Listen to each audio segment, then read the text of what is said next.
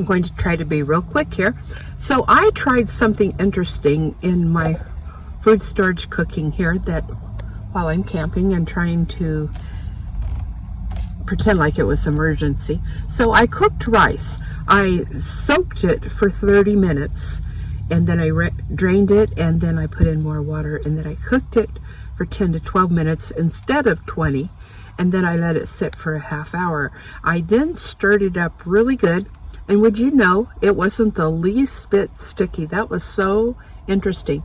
So I took a can of black beans and I rinsed them off and I added them in here.